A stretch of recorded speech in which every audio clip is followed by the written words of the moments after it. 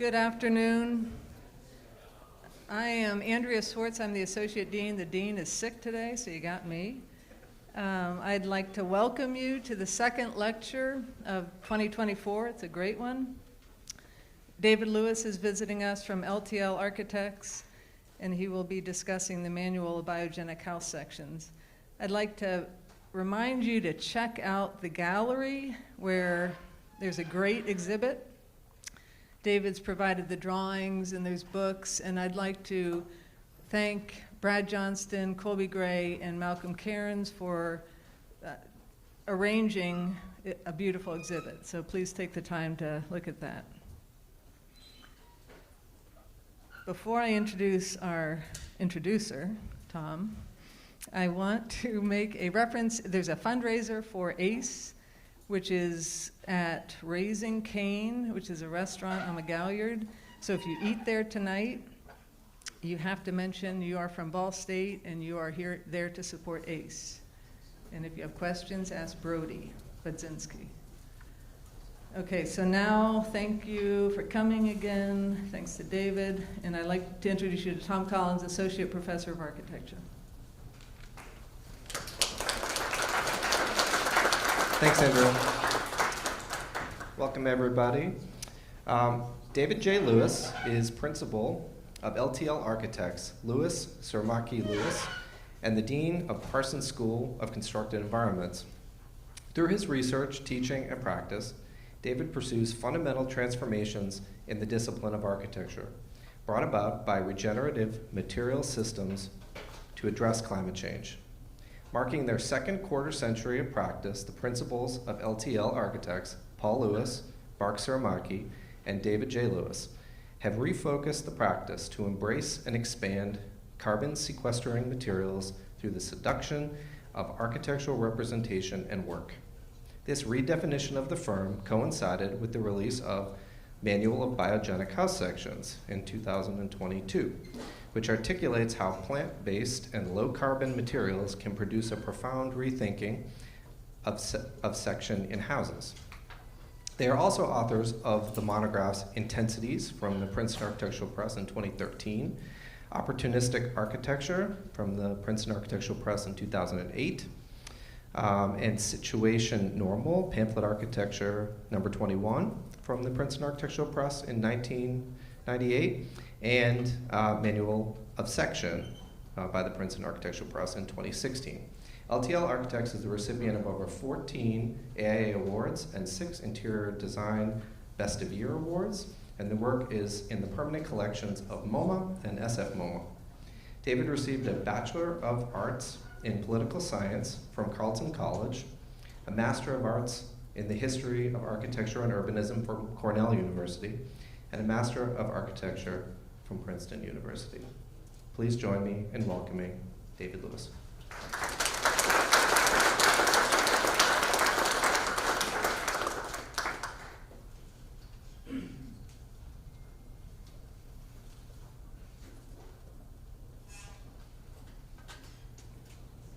Can you all hear me okay? Yes. Great. Tom, thank you so much for that introduction, as well as Andrea for welcoming Tom to introduce me. And more importantly, I do want to thank Malcolm, I think he's here, and his team for the exhibition. It looks fantastic, and I'm thrilled at how it got laid out and also the work that got built around it. So thank you so much for the work. I'm also super happy to be able to present here at Ball State, to be able to talk about a number of things related to how we're working as a practice, but also how we're thinking about trying to change that practice to address the challenges of today. And I'll begin with this book, which was published in 2016, which is called Manual of Section. And it was a book that we collectively, my twin brother, Mark Tsurumaki, and I, authored with the interest of effectively challenging the dominant use of plan to reframe section as a site of not only design but also of representation, to deal with what we felt was an overabundance of efficiency in 20th century construction in real estate terms. In this, we were interested in introducing a language for sections, so all of you as students and faculty had a common shared basis for being able to describe different section types. We also felt it was really important to be able to show section and perspective simultaneously. So within this book, there are multiple well-known projects, all drawn with a horizontal or a sort of vertical cut, parallel to the picture plane, and then at one-point perspective to be able to allow you to get the dimensionable section and the experiential perspective all in one drawing, simultaneously one drawing. Our interest here was to elevate section as a site of design, but also to be able to reframe it as a way of conceptualizing the spatial intersection with materials. We're also very tired of having, let me reframe this. We're interested in students working in three-dimensional models and understanding that section isn't just a clipping plane pulled through the model. It's actually a site of design and innovation, not just a form of representation that happens in that process. So we're really excited when it was not only published, and I think we're in the 6th printing, but is now in 7 languages. So published around the world to be able to animate that conversation about the spatial possibilities of section as a building type. Our most recent book, which came out in the end of last year, so 2022, I think is the more important book. It is a manual to rethink the material basis of building in light of the crisis of climate change and imagine a new paradigm for architecture. That's a heavy lift, and I'm going to try to make that case today in the next 50 minutes. The book is organized according to 9 materials and 1 form of operation, namely reuse. I'm going to go into the materials, but I want to begin as a way of introducing you to the work that we do within the firm by focusing upon reuse. The reason I'm going to do this is that reuse has always been part of our practice. We're really interested in transforming existing buildings, in part because the most sustainable building is the one that's already built, but also it's often the challenge that we're given to take existing, often academic-based buildings and try to imagine a new life, to meet a new program. Or to take existing buildings and add to the layer of history as opposed to immediately going to demolition. So as a way of introducing the firm, to try to give you a sense of what we're doing as a practice, but also to be able to then open up the conversation about, well, how do you then shift into material focuses if the initial interest was in reuse? So I'm going to present a couple projects. These are all projects done in the office. It's a collaborative firm, very much led by a design inquiry. In this case, for the contemporary, the Jones Center in Austin, Texas, the building itself had multi-year history. The building began over 150 years ago, originally as a theater. That theater had a sloped floor, and then in the 1950s, it was converted into a department store. The sloped floor was literally filled in.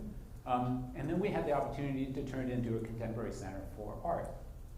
So the challenge here was to not figure out how do we erase that history, but actually how do we use a series of tactical insertions that would have maximum impact, minimum budget, in order to make substantial change, with one of the real challenges of opening up a building that wasn't as welcoming to the street as the first cause. Like, we had to bring people into a contemporary center to be able to, by doing so, you'd use glass to be able to open it up, use the sign, at this case originally called Art House, then an anamorphically distorted sign would be the entrance, so you pull all the way in, and the one thing you see as color here is in fact the entrance ticket that then leads into the steps to pull you up to the Piano Nobile, which is where most of the exhibition space. You'll notice the big window for the original department store is now reconverted as the backdrop for the projection, so every time they're showing a movie on the inside, you see it in reverse on the outside. As you come in, we're interested in trying to figure out how to do more than one thing with every piece. So in this case, the ticket booth, where you get your tickets, is the first wood tread. The wood treads then lead up to the Piano Nobile, but more importantly, it provides a kind of tapering so that the requirement of the nosing angle is in fact the angle of the slope of the wood slats that go all the way up and grab daylight out of the sky and bring it back down. As the project has evolved, they've realized that the rooftop is a really exciting place to be. So we've asked to be able to add a solar canopy to the rooftop. And that's what you see here on the top. Here is all the kind of articulation of the staircase and the entrance sequence down at this point. This is artwork by Jim Hodges underneath the solar canopy, but the solar canopy is really there to be able to make sure that that rooftop can be used for its social purpose to gather people together, which we see as one of the key instruments of architecture, to break down the walls, often set up by digital systems of exchange, to insist upon the physical nature of one's gathering, and to do so in an animated space where architecture is the catalyst to that social engagement. And these are the rooftop events. Another project for Claremont University Consortium was we were asked to take essentially a building that had lost its function, that was originally the service building. There was essentially the shop, the plumbers, all the stuff, and they had changed their model for supporting the Claremont Consortium. So we had a building that looked like this, that had to be the administrative center for finance and work for over 100 people. So one of the first challenges is daylight. We want to keep these steel moment frames and fairly expansive open column-free space, but we had to introduce daylight into it and at the same time change your sense of this from being a shop space into an open, collaborative, energetic workspace. So one of the first challenges of dealing with that is you end up ductwork, right? So how are you going to hide the ductwork, right, when you run that through, including all the solar tubes. So you can see all the punch of all the solar tubes that are going through here to be able to make sure that there's daylight, maximize daylight into the floor plate. We did so by basically hanging a custom-made ceiling to be able to both occlude but also create a kind of its own ceiling scape. So as the sunlight and clouds go across all the solar panels, there's sort of the light tubes that essentially lack daylight, and you can see where the daylight is and the electric light. It produces a kind of cloud-like sense as you're moving through that space. In other words, adaptively reusing to try to answer some of the challenges of the previous project. In this project, which is in many ways impacted directly by climate change, Superstorm Sandy, which came and effectively impacted this, which is the Coney Island Pier, right? So what used to be a pier where ferries would pull into to allow tourists from Manhattan to be able to come to all of the amusement rides of Coney Island looked like this after Superstorm Sandy. Our challenge was to design this effectively in a couple weeks, because we wanted to be able to open it within a couple months, but at the same time to see a new opportunity to stabilize a kind of concrete below and to allow a deck to have a new life, a new future that really dealt with the kind of social aspect of what it means to build in Coney Island. In this case, benches that look both ways. Some people want to look out, other people want a people view. They want to be able to watch people scrolling up and down. At the end, the sort of crossing that was historic, we added a canopy that we wanted to be able to provide a kind of gap, a sort of space to be able to go out from. We introduced all kinds of sort of moments for enhancing socialization, in this case wave benches, that could be basically provided as a support space for animating exchange, as well as this crossing which was marked by a series of stainless steel tabs, that the shadow of which writes Coney Island. So if you're landing into LaGuardia into New York, you can see the sign for Coney Island, and if you happen to fall asleep on the bench, you'll get a really cheap tattoo. Another project, which is fairly typical for practices in New York City and elsewhere where you have a historic fabric, is to take existing buildings and to insert new programs into it. In this case, this is a building that had amazing cast iron columns running down the middle, but it's effectively over a soccer field long. It's a full block from 23rd to 24th Street in Manhattan. The program was to do a new museum dedicated to the poster, a museum called Poster House, which is itself a street art. In other words, posters that would have been put up to be able to advertise exhibitions, to advertise shows, etc. So it's a very democratic form of art, but it's also one that has an interesting relationship to an interior gallery. How do you actually get the sense of being outside, which is the proper place for posters on the outside street, yet you still have to deal with these now as artifacts, some of them incredibly valuable. So our first technique was to say, okay, let's maximize the length of this, and instead of dealing with entrances front, let's put the gallery to one side. It effectively created a kind of public street from 23rd all the way to 24th and cloister the gallery. The next, and for those of you when your faculty member says, no, don't do one iteration, do 20, you do 20 iterations. Like, okay, that's the diagram, what does it look like?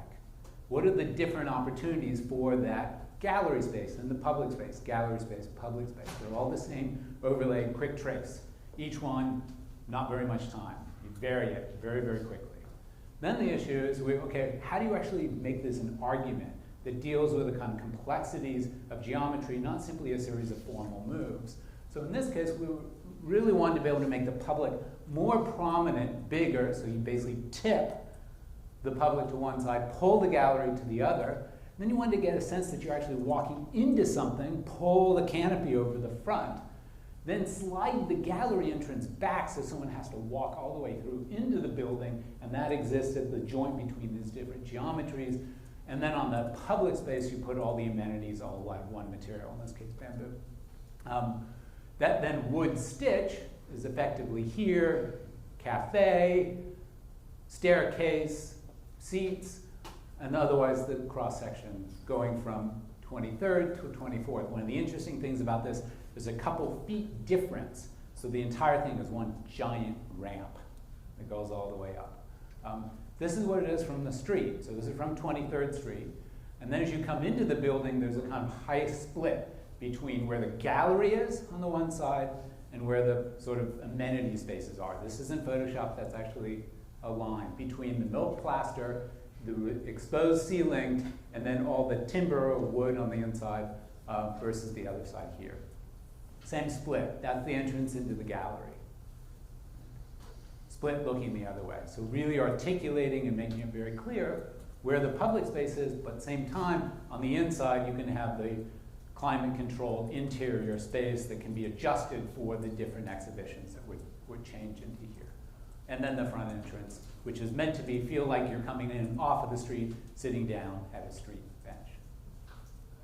Wanted to work with a lighting company called Lumen Inc. to be able to work with this to make sure that those cast iron columns, even though we're having to drop some of the ceiling, were very clearly articulated so you can see the past presence of the project when you're reusing and reclaiming historical materials. Right?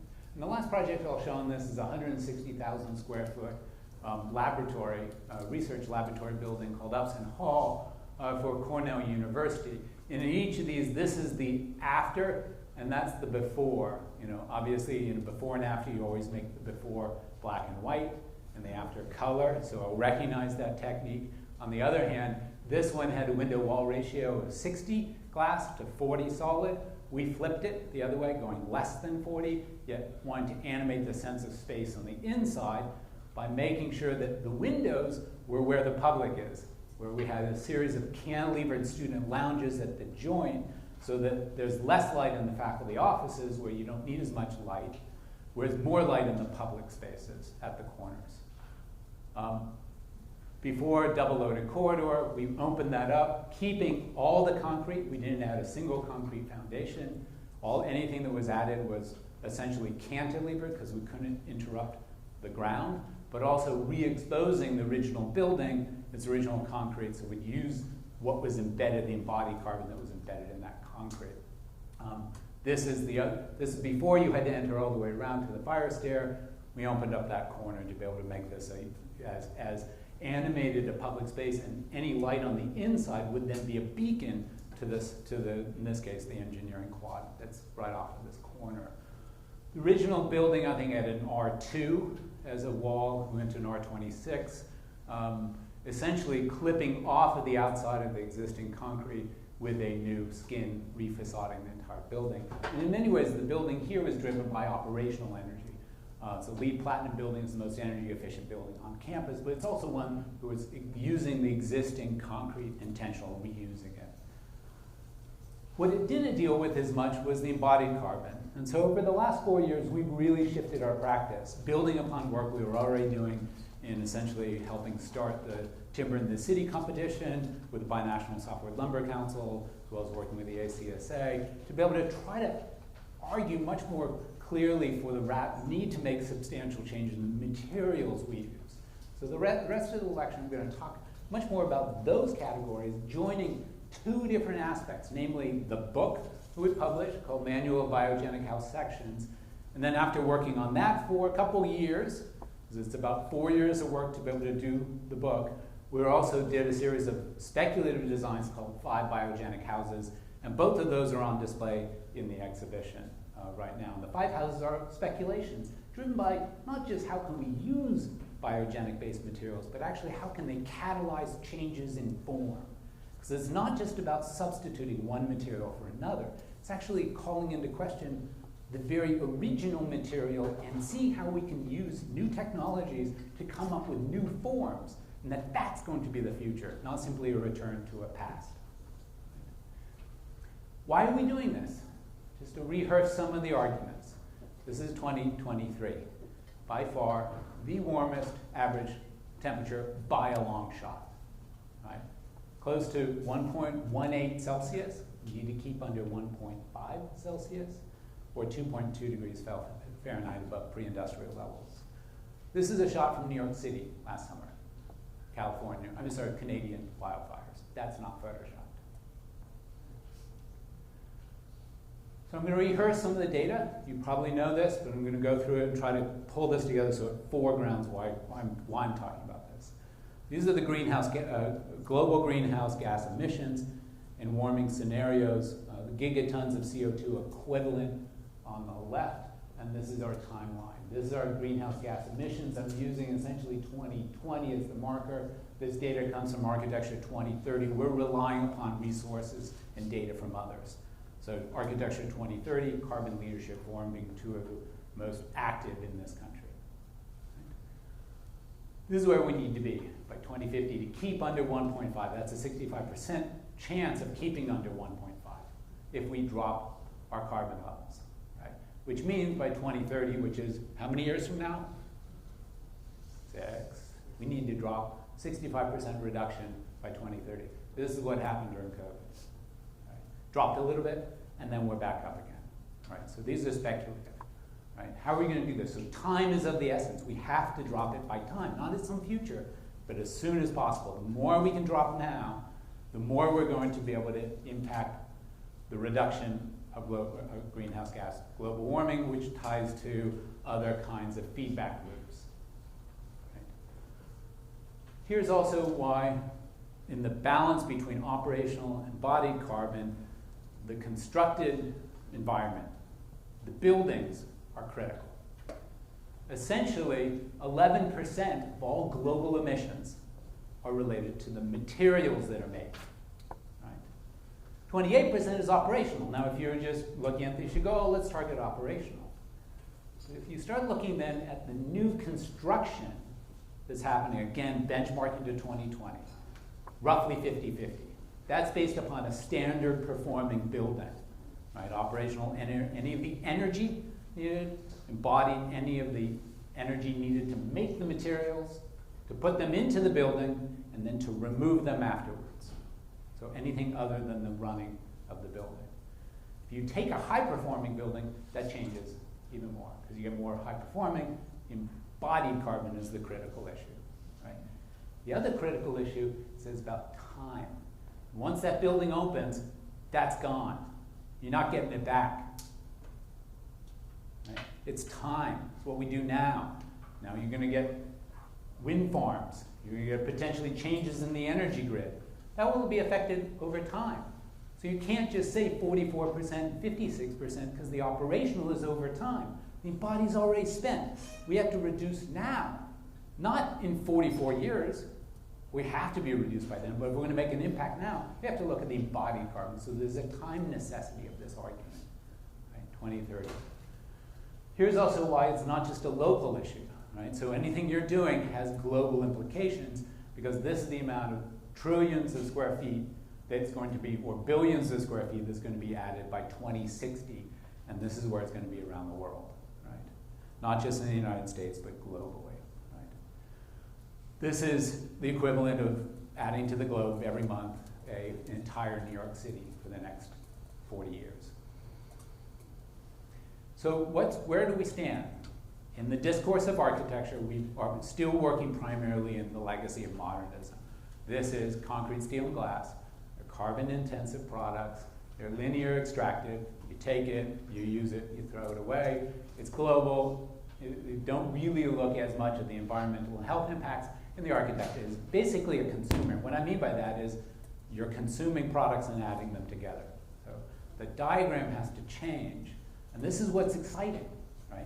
It's not like, oh, well, we have to change. But actually, this is where you have the opportunity to make significant transformation. We need to go to plant and earth-based building materials soon. They need to be low carbon, or better yet, hold CO2 through photosynthesis, carbon sequestering. Renewable and circular, think about not just where that material is going to go, but it's going to stay in your building temporarily, 20 years, 50 years, 200 years, and then go to someplace else, right? It needs to be local, regenerative, and healthy, as well as asking the designers to not just look at the product, but where is it coming from? Who helped build it? What was the impact upon the fabrication of that? How did it get to the site? How long is it going to stay on the site? Where is it going to go afterwards? And that whole cycle then expands the capacity for the discipline of architecture to really be truly holistic and transformative, particularly on questions of climate and social justice. So this is the map that's in the book that basically looks at those materials that are essentially high embodied carbon, most of them are high processed metals up here, and carbon sequestering, by definition, would have to be plant-based photosynthesis. All of the data we've got registered here. That data is really important to acknowledge because it's coming from third-party sites. Right? We're relying upon outside sites to be able to provide this information. This information will be out of date. Right? It changes as things change, as energy systems changes, so we wanted to flag its date and cite our source. Okay? So it's in the book. Just to give you a kind of rough metric, you probably know this, but for every ton of CO2, 3/4 of a ton. Every ton of cement, 3/4 of a ton of CO2 is released. That's just the chemical process of making Portland cement. Iron and steel account for 8% of global emissions, similar kind of challenges because of the nature of blast furnaces, as well as the heating system. So here's the book. And really the challenge is, what are the better materials? How are they made? What are their life cycles? And how have they been used to produce, and this is the key, innovative buildings? Like, not just argue for what the materials are, but to show through examples built around the world what you can do now with them. It's not sometime in the future, it's what you could do now, right? It's organized according to 9 different materials, but it begins fundamentally, because it's about houses, and we're very conscious of this, with a critique of the American house. So part of the challenge is, why would you want to do a project on a house, right? Houses support individuals. They tend to be in suburban developments, which require cars. They reduce you really want density of housing, and we acknowledge this. I want to be very clear, we were sort of fraught with the question about housing from a single family house. On the other hand, 1 million of them are built in this country a year.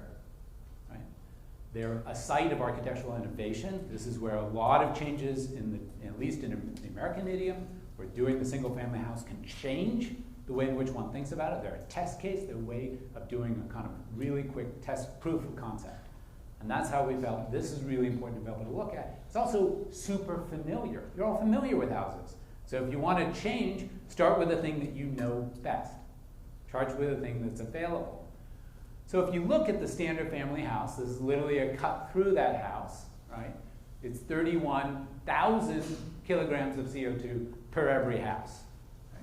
If you just take the annual houses built in the United States, that exceeds the exceeds the total annual emissions of Denmark and of Sweden and of Ireland, just building houses in this country. So if we can change that, that's effectively close to 35 million tons of CO2e annually. This is from the Rocky Mountain Institute in a recently published essay. But then the question is, why is that the case? Well, first of all, size. Your typical house in the 1950s was 1,000 square feet. It's now over 2,500 square feet. Family sizes have, guess what, in that time? Gotten smaller. Right? Number of cars have gone up, but size have gone down. Right? So one is look at scale. Almost all the houses that we've selected in this are relatively small, because you have to be able to look at scale, what's appropriate. And also we have to look at what are the materials in these? What's the baseline material that the house is built from? And it's not surprisingly that it includes incredible amounts of cancer-causing chemicals and materials, concrete, fly ash, heavy metals, respiratory, vinyl, chlorine. East Palestine, anyone heard of it? Most of the materials in those trains were effectively the feedstock for vinyl tile. So we start by a kind of analysis of the materials. Here's where we're at. Here's where we're at. More importantly, here's the things that are the end-of-life consequences, and more importantly, the health risk consequences, based upon a diagram. Again, it's a manual. It's not the total picture. It's a manual of where we're at. Right?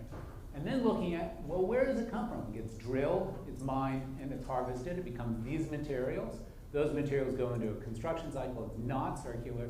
It tends to end up in landfill, right, with a high percentage of current building stock in America ending up in landfill, often before the mortgage is due. Why is that the case? And this is where the architectural design opportunity is really clear. Most building materials are thin, single-use, glued together systems that can't be taken apart. That's why they go to landfill. Right? The composite wall is made of this, which is effectively multiple layers. Right? Paint, gypsum board, bad insulation, 2x4, OSB, rigid insulation, house wrap, furring, vinyl siding, thin, lightweight, single-performing, multiple hygienic layers producing a strict binary between interior and exterior. That's where we're at in our building system, right? And each one of these has legal counsel behind it. In other words, a law firm that's behind each of the different products. So our question is, can we not address this fundamental question? It's not substituting a better material for this. That's a good start. It's not to say that substituting a carbon sequestering material isn't better than using polyurethane foam. It is. But can we actually look to more monolithic materials? Materials that do single things that do as many things as possible. To try to return to a technology that was previous, but now to amplify it according to new ways of measuring it, understanding it, and assembling it. Right? Essentially, how do we rethink this through monolithic materials? In this case, cork, that is both waterproof, it's also insulative, it's also structural. It's all the things in one material. Right? And to then diagram them as details, put them in the book, and then play them out in terms of chapters. So each of the chapters of the book is broken into the following things. So I'll start with wood first. It's pretty well known. Wood frame systems. This is roughly your typical per meter cube. You're going by area. 615 kilograms per meter cubed is sequestered of a typical wood piece, and that's at the front. We then show a diagram of harvesting cycles and then into the construction cycle and where that can be folded back again and where it can get folded back into the life cycle. So we're really interested in changing the thought process from linear to circular, hence the diagrams.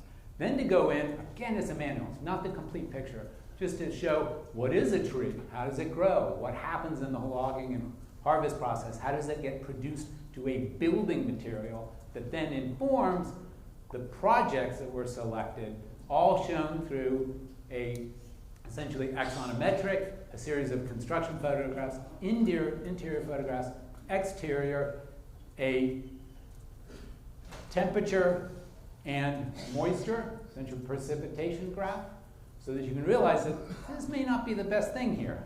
This is for an open, but relatively 75 to 63 probably wouldn't work in Muncie, right, as a house type, but it gives you a sense of how it would work around the globe. And then a single point perspective and section. So in this case, the perspective point is back here, but the section shows how its relationship to the terrain.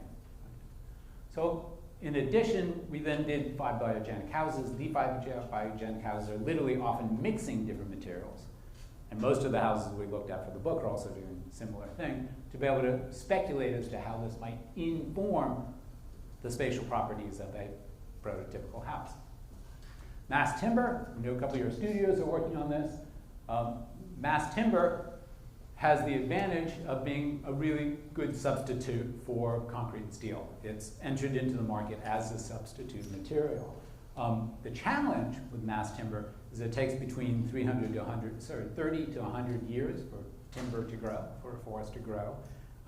Even with the Forest Stewardship Council managing forests, the carbon loss of removing the trees, it does disrupt the soil. You're not using the entire tree.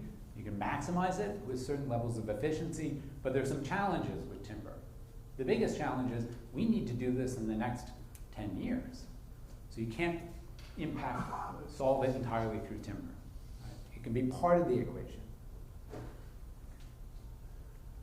In this, that sequence has real opportunities to be able to think through this cycle, but it also depends very much upon what the glues are. Right? What's the glue of the glue lam? So we're increasingly interested in Dow laminated systems because there's no glue. It's literally all wood. It's wood to wood. Right? Systems that have no glues, because any glue, if it can't be processed, implicates the capacity to be a truly circular material. But one of the real premises of the book, and also using CLT, is producing new shapes and surfaces, new forms you couldn't imagine before. In this case, house gable, the very shape of the roof is driven by the fact that it's made from very large planks or blanks of CLT.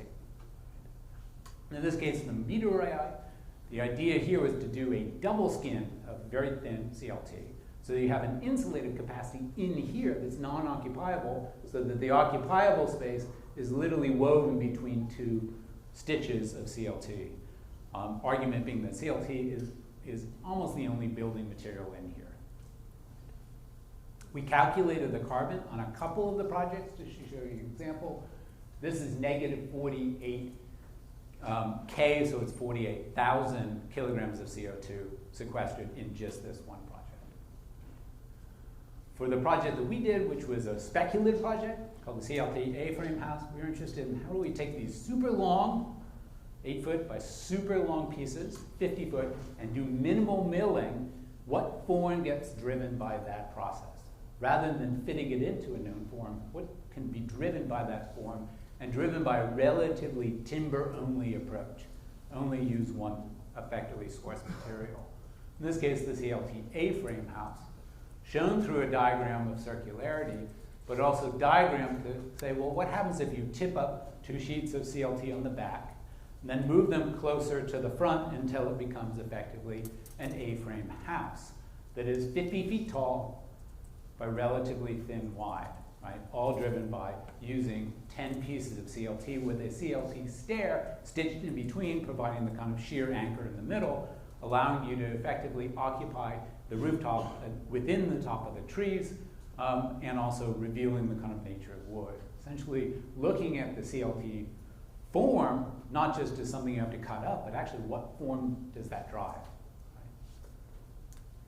Bamboo, amazing material, is one of the fastest growing plants. Its growth is prolific. It has a higher rate of carbon sequestration than wood itself. You can grow to 30 feet high, depending on the species, between 3 and 5 years. The process for cutting it is often harvesting, and it's harvested not by clear cutting, but by culling. Essentially, you're trimming back, essentially a rhizomatic growth system. This then allows the capacity to be able to cut these. You puncture through the different joints in the culm. The culm is the stalk, the name for the stalk. This can be shredded to be able to produce different materials or used as a solvent.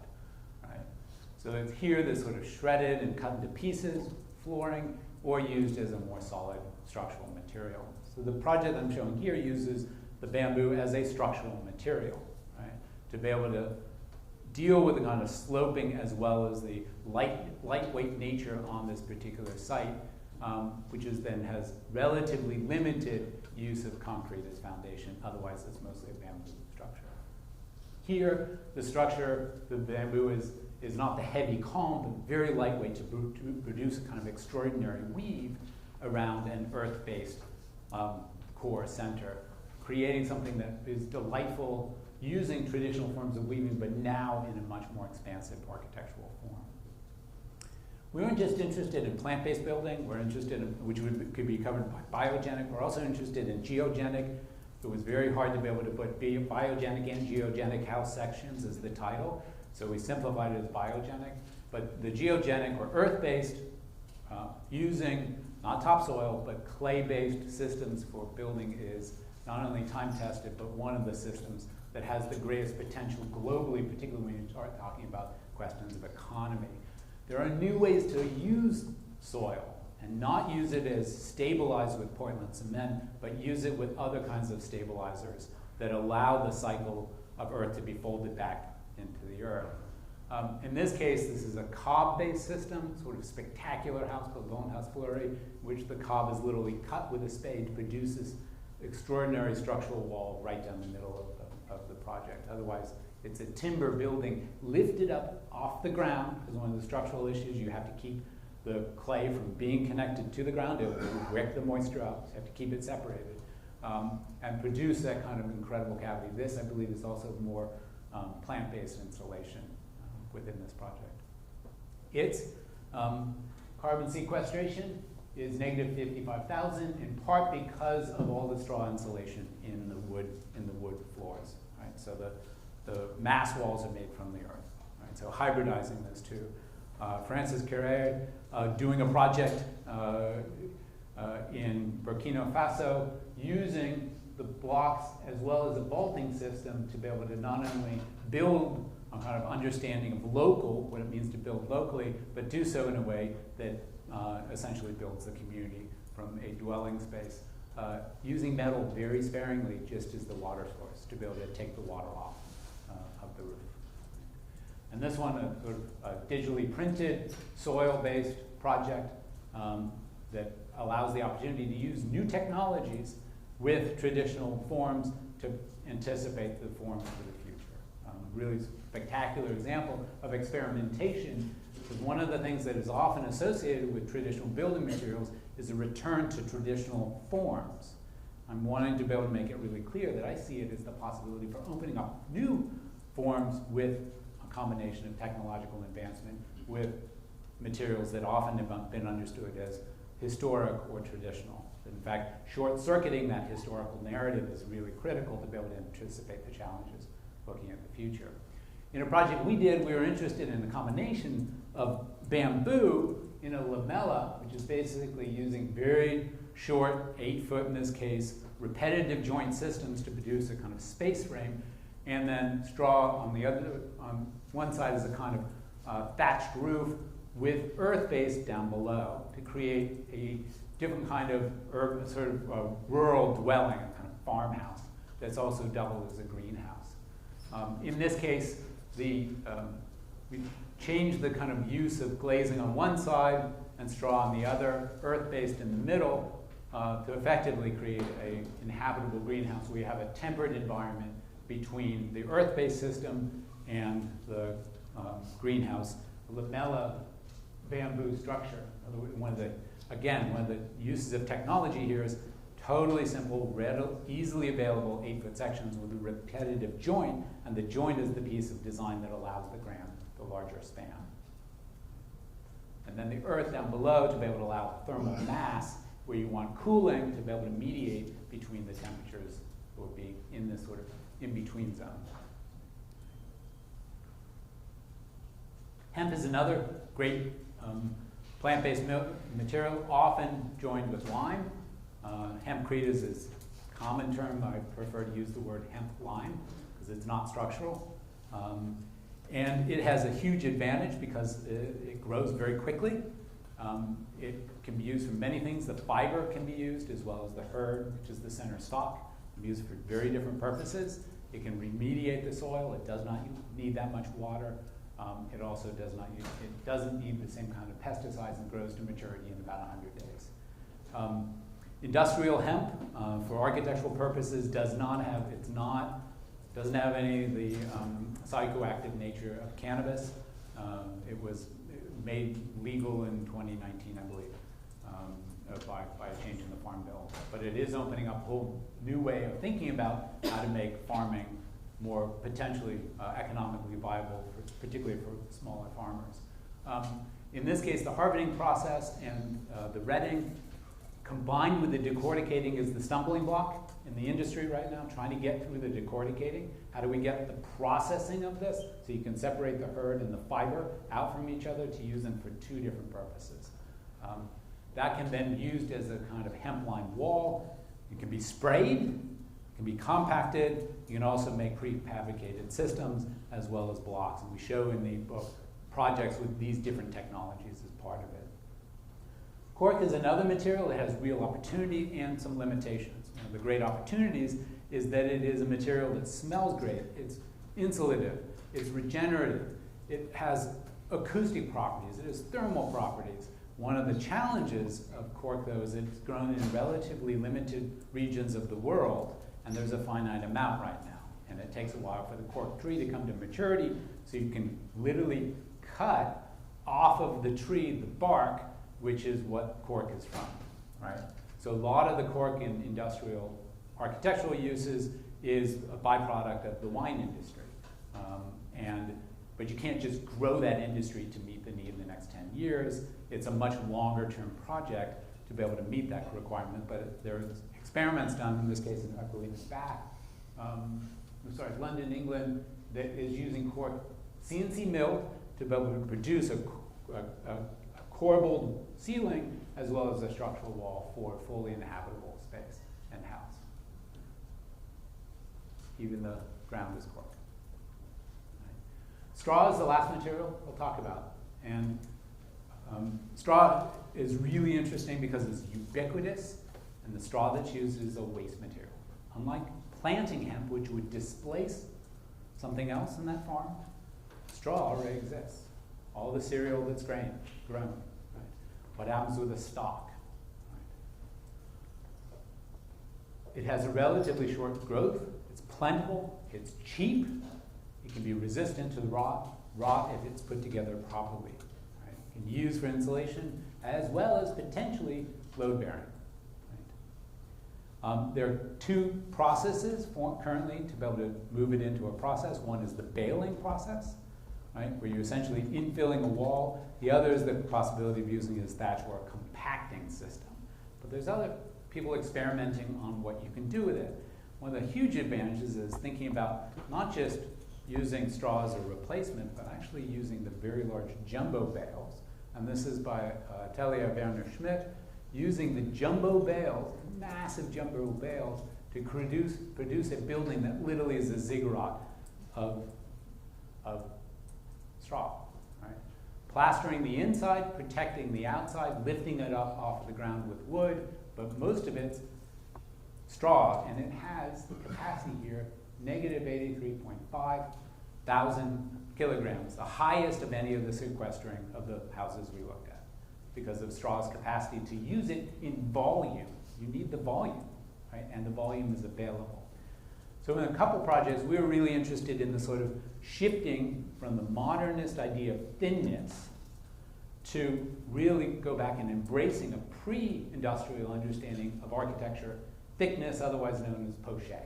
Like, how can you actually use the thickness as that thing to be celebrated, not to be avoided, combining jumbo bales with CLT to produce a low-income house so that you have a relatively limited palette of materials, such that the jumbo bales provide the primary structure, and the CLT as modules can be made to make most of the pieces, whether it's bathrooms or bedrooms or other inhabitable spaces, where you need more finish, right? So you live in a CLT, but the insulation and the mass is made by the straw.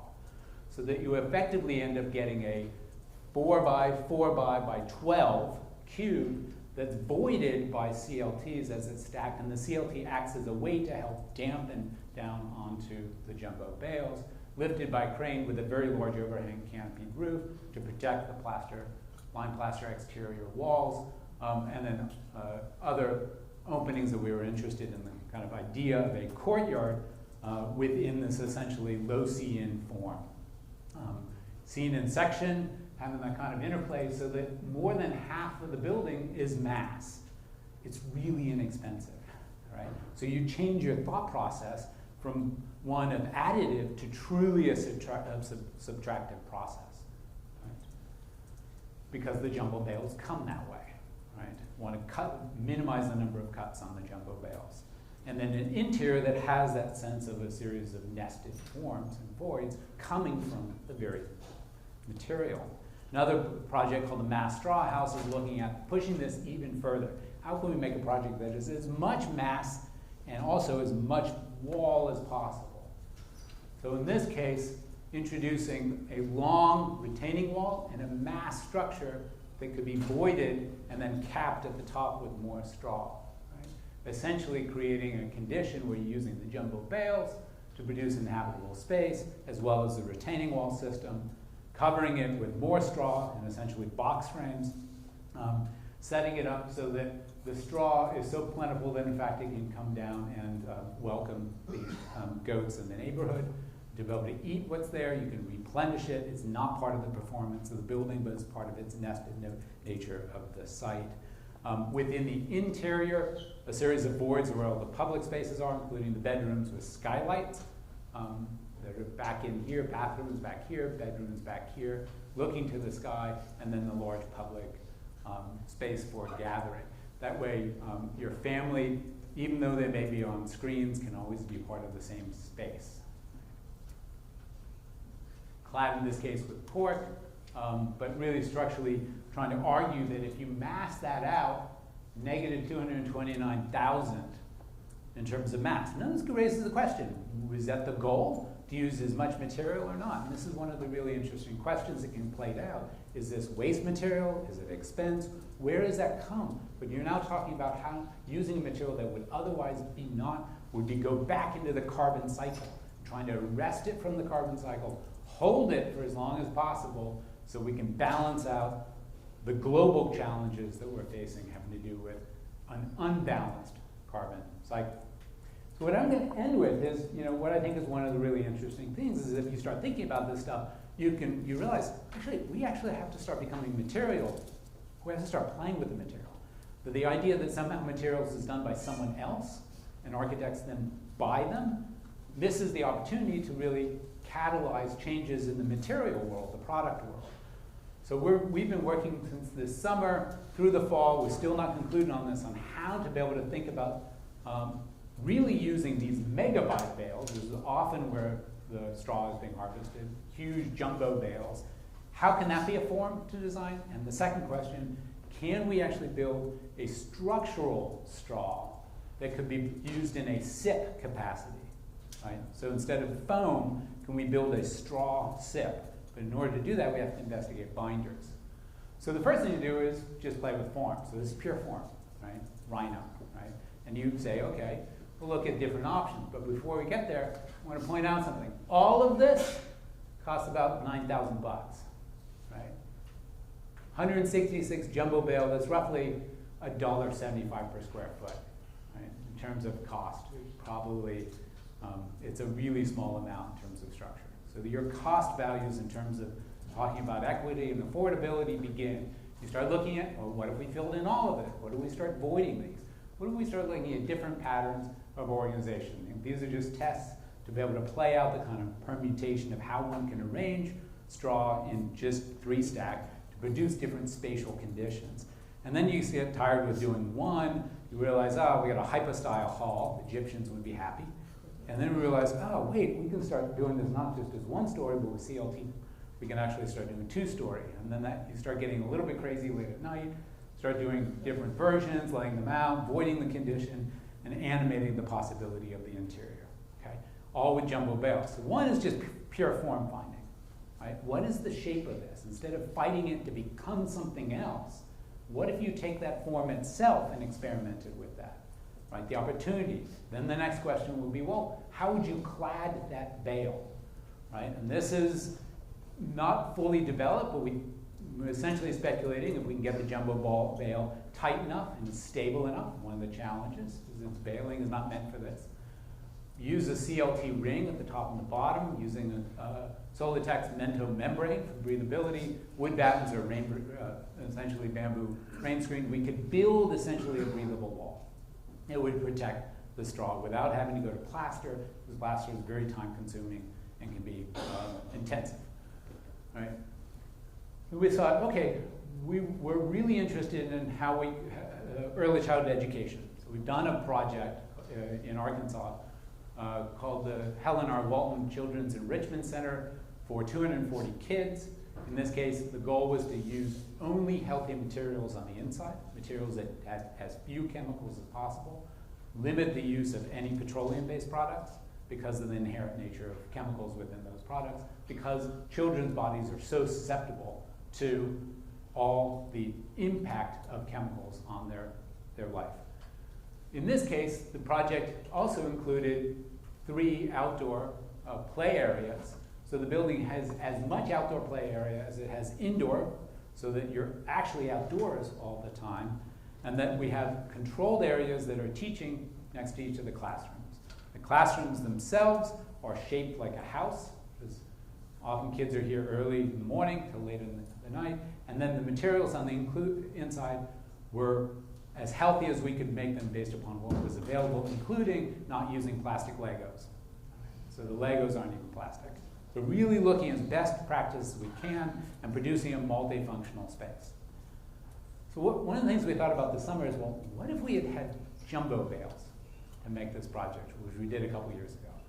So that was the design challenge. Well, could we use this jumbo bale to roof effectively a box beam or truss with straw, maximizing the use? And then how would that change the form of the exact same program? Right? So again, the material being informed by, or the form being informed by its material. In this case, the straw bales producing a structural piece and then use limited wood in essentially a reciprocating system to be able to hold the structure for each of the classrooms. Right? That classroom then, if we could do an optimized, could pull daylight in, which is one of the challenges of large classrooms, getting light equalization from where the glazing is, but then also using CLT or other pieces to produce modules so you're not working with the straw in the field. Right? And then the overall diagram that shows this sort of interplay between all these surfaces in a circular system, but also a site plan that would amplify the fact that you'd have 2 classrooms, shared bathroom and resources, both of them opening into their own play area that would then be part of the broader landscape. Right? This is with round bales, so we figured we'd do the same thing with jumbo bales, square ones. So we did the same thing just to play out how those different original forms, both straw, would create different forms. So that's one, sort of the design speculation. The other is trying to figure out how we could actually produce load-bearing straw systems. Now, a Nebraska system is by definition load-bearing, but you have to tension it to be able to keep the creep of a wall that's basically bales in place, and when you load the roof on it, it doesn't creep even further. Right? Question is, can we compress the straw even more than a baler and then bind it in such a way that it holds its stability yet still is a performing material? So you could actually get straw as a fully performing structural insulative material that would be stable through its lifetime, and then catalyze the design after that. First thing we did was to look at the way in which current straw is being used by Eco Cocoon, Alawal, as well as Croft, which is a really interesting company in Maine that we went to visit. And they're basically taking a wood-based system, that's the structure, and compressing straw into it. So it's a prefabricated cassette. It's a really good system because it basically means you get essentially factory-built walls that get clipped into place, quickly assembled. So this is a really great system. It still relies upon timber or wood for its structure and its framing. We're interested, can we pull away the timber? what would be necessary? How much would we have to compact it? So in order to do this, you have to build your own compaction machine. So this is a straw compaction machine with two 12,000 pound truck winches on the sides that would allow you to basically put straw into that bucket and compress it to get the compression strength that you need to be able to effectively push that straw into a condition so it's beyond what the baler does, which is roughly about 80 psi, or sorry, kilograms per meter cubed, to something that pushes up to about 160. This is my brother mixing binders. Right? Mixing binders. In this case, this is a binder I don't recommend. It's mycelium. Right? So we thought, we'll use mycelium. It'd be great, mushrooms. We'll put that in with a straw. That will make a happy marriage. But the problem with that is that the center of the mycelium doesn't dry, and so when you take it out, it kind of is rotten, because you can't get air into it. You have to dry these things. When they're super compressed, the whole point of compressing them is that you're actually structurally there, but you're also keeping air from moving through as much, so it's insulative as well. So we had to build systems to be able to deal with air and drying. These are all the different variants of different mixes to be able to deal with that drying, lifting them out to try to then get this as a mass. I think this one is with, wood glue, just as a, it's not the greatest binder, but we had to do test every one of the binders.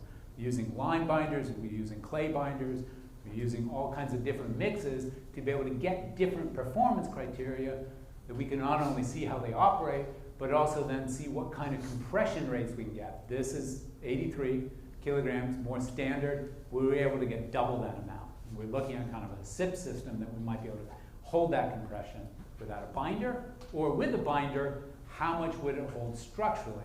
So you then have to take it to a test. And so we basically took it to an Instron to be able to do a compression test. And this is kind of the fascinating thing about watching essentially straw, that if you do a compression test on these things, see if I can get this to work, it effectively will compress all the way down, all the way to you get to the safety factor of something that's supposed to blow up concrete. Doesn't move, just stays there, and then you release it and it bounces back. Right? It has a bounce to it.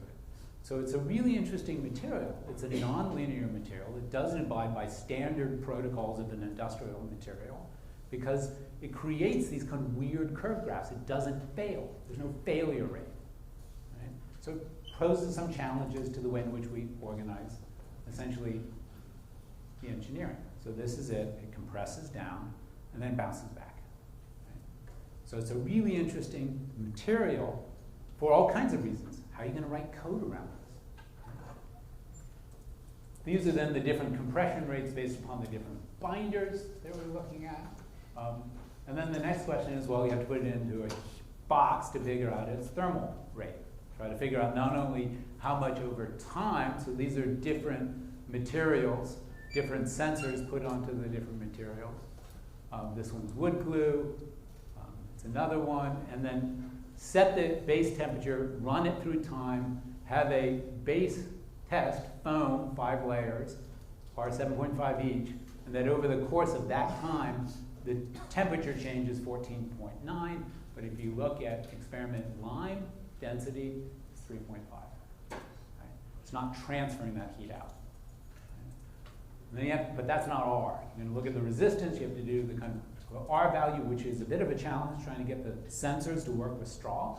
It's not used to working with a kind of open material. They used to work with a solid material, or something that has consistent surface. This is straw, right? So we're trying to work through this, but we're basically getting R values, depending on the compression rates, that are 2.7 all the way up to 6, right, per inch in this. So we're looking at trying to figure out, we're still in the process of trying to figure out what's the concluding factor? How is this going to work over time? But that's the kind of research that is using advanced technology and experiments with a traditional material, coupled with the capacity to be able to imagine new forms that I think is not only expands the nature of architecture, but also changes the kind of climate argument, which is so often doomed despair, into one of proactive transformation. that implicates what the educational role is to be able to challenge what you're learning, but also what your future could be based upon an expanded understanding of not only the practice of architecture, but also the practice of architecture seen through what I think are the possibilities of biogenic-based materials demonstrated by the houses. So thank you for the opportunity. I'm happy to take questions if anything wasn't clear, but thank you for letting me give this presentation to you today.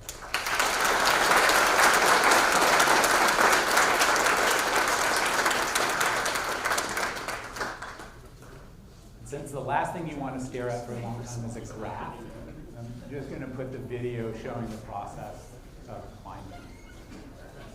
So we probably have time for just a few questions. Anybody have a question?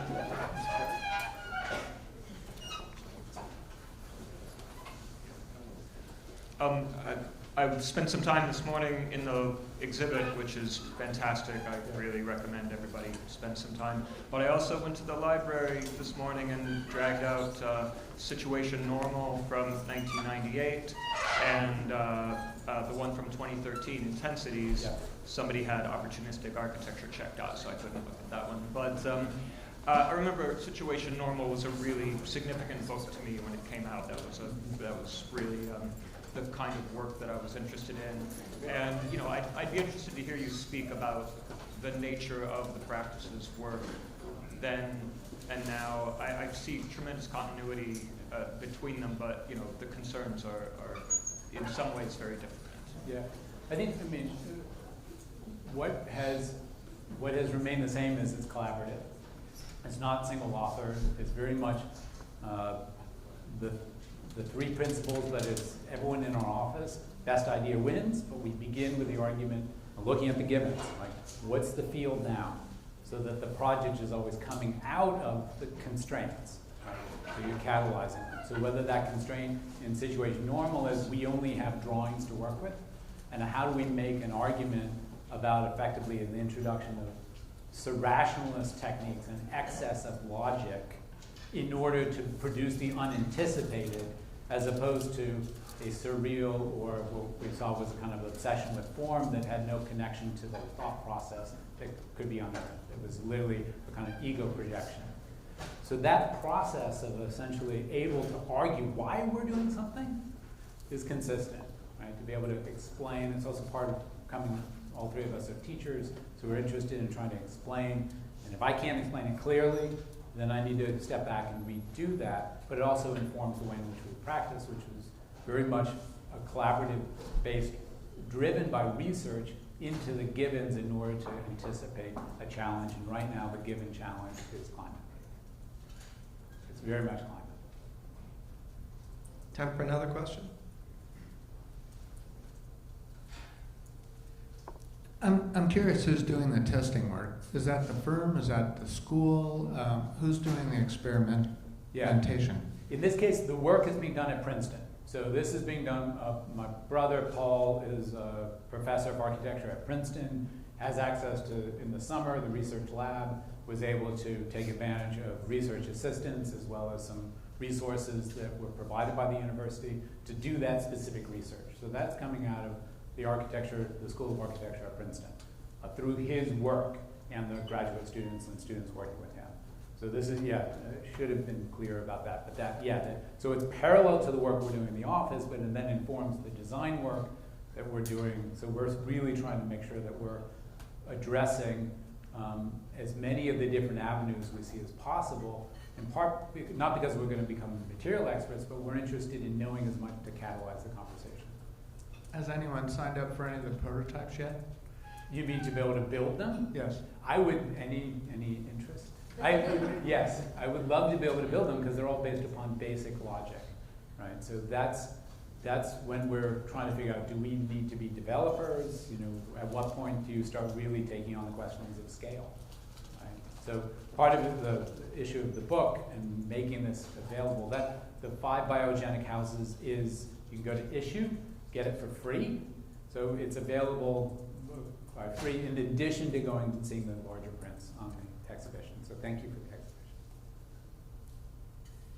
And speaking of the book, we have some free copies of the book to give away. And the way you will know if you have gotten one of these free copies is that underneath your seat there are little tickets. So check underneath your seat.